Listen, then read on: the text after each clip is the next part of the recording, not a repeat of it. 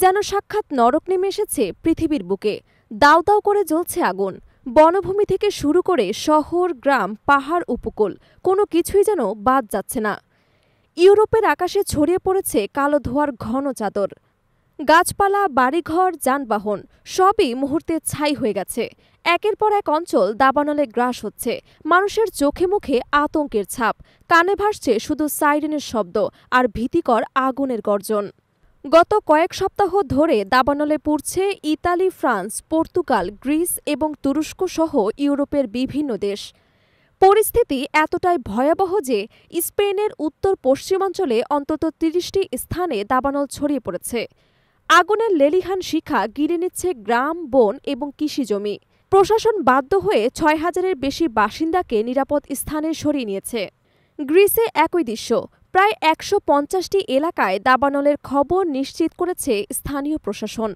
পরিস্থিতি সামাল দিতে সেখানে ৫,০০০-এরও বেশি ফায়ার ফাইটার দিনরাত কাজ করছে। তীব্র তাপদাহ এবং গরম হাওয়ায় আগুন আরও দ্রুত ছড়িয়ে পড়েছে। অনেক এলাকায় রাতের আকাশ পর্যন্ত লালচে হয়ে গেছে। তুরস্ক, আলবেনিয়া, ক্রোয়েশিয়া প্রায় একই কাহিনী। অগ্নি নির্বাপক বাহিনী, সেনা, স্বেচ্ছাসেবক সবাই চেষ্টা চালাচ্ছেন আগুন নিয়ন্ত্রণে আনতে, কিন্তু দাবানল যেন কোনোভাবেই থামছে না। প্রচণ্ড বাতাসের তোড়ে আগুন এক অঞ্চল থেকে আরেক অঞ্চলে ছড়িয়ে পড়ছে। অনেক সময় ফায়ার লাইন বা প্রতিরোধ ব্যবস্থাও কার্যকর হচ্ছে না। ঘরবাড়ি ছেড়ে প্রাণ বাঁচাতে পালাচ্ছে মানুষ। অনেকে শুধু গায়ের কাপড় নিয়ে বেরিয়ে আসতে পেরেছেন। তাদের চোখে মুখে শোক এবং অসহায়ত্বের ছাপ স্পষ্ট। এক বাসিন্দা কাপা গলায় বলেন, আমরা মারাত্মক ভয়ে আছি। ঘরবাড়ি সবকিছু পুড়ে গেছে। শহরের বেশিরভাগ বাড়িঘর মাটির সঙ্গে মিশে গেছে।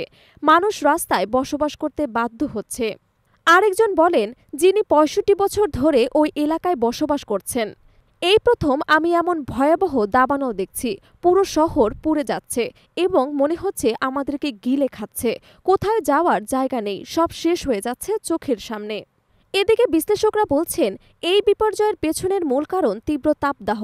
ইউরোপের অনেক এলাকায় তাপমাত্রা ৪৫ ডিগ্রি সেলসিয়াস ছাড়িয়েছে। মাটি এবং উদ্ভিদে আর্দ্রতার অভাব, সঙ্গে তীব্র গরম হাওয়া, এসবই দাবানলকে আরও প্রলয়ঙ্কর করে তুলেছে। বহু দেশ ইতোমধ্যেই হিট অ্যালার্ট জারি করেছে।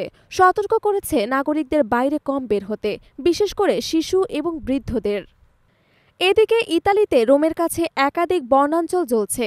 ধোঁয়া ঢুকে পড়েছে শহরে, বাড়ছে শ্বাসকষ্টের রোগী। ফ্রান্সের দক্ষিণাঞ্চলে অগ্নিকাণ্ডের কারণে জনপ্রিয় পর্যটন কেন্দ্রগুলো খালি করে দেওয়া হয়েছে। পর্তুগালে গ্রামীণ অঞ্চল জুড়ে হাজার হাজার একর জমি ধ্বংস হয়ে গেছে, এমনকি ফসল নষ্ট হয়ে গেছে। আগুনের ধোঁয়া শুধু স্থানীয় অঞ্চলে সীমাবদ্ধ থাকছে না, সেটি ছড়িয়ে পড়েছে পার্শ্ববর্তী দেশগুলোর আকাশেও, যার ফলে ফ্লাইট বাতিল, সমুদ্রপথে দেরি এবং পরিবেশ দূষণ আরও বাড়ছে। বিজ্ঞানীরা সতর্ক করছেন, এমন তীব্র দাবানল কেবল ধ্বংসযজ্ঞকেই চালাচ্ছে না, বরং কার্বন নিরসন বাড়িয়ে ভবিষ্যতের জলবায়ু পরিবর্তনের গতি ত্বরান্বিত করছে। অগ্নি নির্বাপক বাহিনী আকাশপথে পানি ফেলছে, মাটিতে ফায়ার লাইন কেটে আগুনের গতি থামানোর চেষ্টা করছে। কিন্তু তীব্র বাতাসের কারণে তাদের সমস্ত পরিকল্পনা অনেক সময় ব্যর্থ হচ্ছে। পরিস্থিতি সামাল দিতে আন্তর্জাতিক সহায়তাও নেওয়া হচ্ছে।